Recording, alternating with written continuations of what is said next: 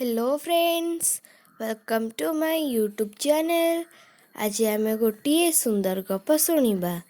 गपटीर ना है who is the real mother, प्रकृत माँ किए। एबे आमे गपटी को आरंभ करिबा। Once a man in Mithila started quarreling regarding motherhood of a baby.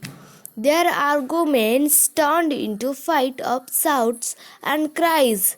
People around them complained to the area patrolling officer.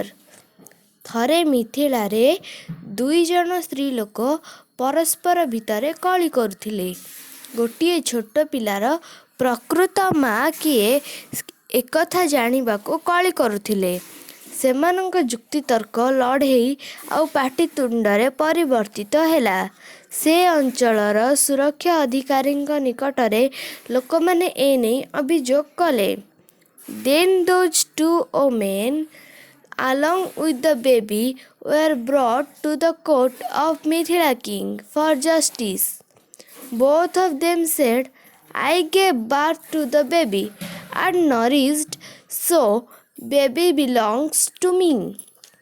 ତାପରେ ଦୁଇ ଜଣ ସ୍ତ୍ରୀ ଲୋକ ପିଲାଟି ସହିତ ମିଥିଳା ରାଜଦରବାରରେ ନ୍ୟାୟ ପାଇଁ ପହଞ୍ଚିଲେ।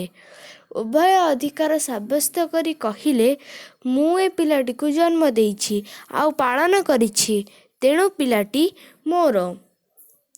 The wise king patiently listened to them. He then ordered, cut this baby into 2 pieces and give one to each. Finish. One woman started crying. She also said, O king, give the baby to her, but please don't cut it. ବୁଦ୍ଧିମାନ ରାଜା ସେମାନଙ୍କ କଥାକୁ ଧୈର୍ଯ୍ୟର ସହିତ ଶୁଣିଲେ। ତାପରେ ସେ ଆଦେଶ ଦେଲେ, ଶିଶୁଟିକୁ 2 ଖଣ୍ଡ କରିଦିଅ ଆଉ ପ୍ରତ୍ୟେକଙ୍କୁ ଖଣ୍ଡିଏ ଲେଖାଏଁ ଦିଅ। ଶେଷରେ ଜଣେ ସ୍ତ୍ରୀ ଲୋକ କାନ୍ଦିବାକୁ ଆରମ୍ଭ କଲା। ସେ କହିଲା, ହେ ରାଜା, ପିଲାଟିକୁ ତାକୁ ଦିଅନ୍ତୁ, କିନ୍ତୁ ଦୟାକରି କାଟନ୍ତୁ ନାହିଁ। The king noticed that the other woman was silent. The king understood who the real mother was. He gave the baby to the crying mother and punished the other woman. Truth cannot be hidden. ରାଜା ଲକ୍ଷ୍ୟ କଲେ ଅନ୍ୟ ସ୍ତ୍ରୀ ଲୋକ ଜଣକ ନୀରବ ରହିଛି। ରାଜା ବୁଝିପାରିଲେ ଯେ ପିଲାଟିର ପ୍ରକୃତ ମା' କିଏ।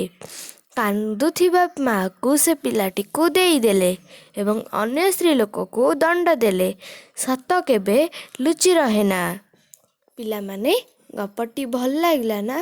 ଭଲ ଲାଗିଥିଲେ ଭିଡ଼ିଓଟିକୁ ଲାଇକ୍ କର, ମୋ ଚ୍ୟାନେଲକୁ ସବସ୍କ୍ରାଇବ୍ କର, ଗୋଟିଏ କମେଣ୍ଟ କର, ସେୟାର କର ଆଉ ଏମିତି ଭଲ ପାଇବା ଦେଇଥାଅ। Thank you.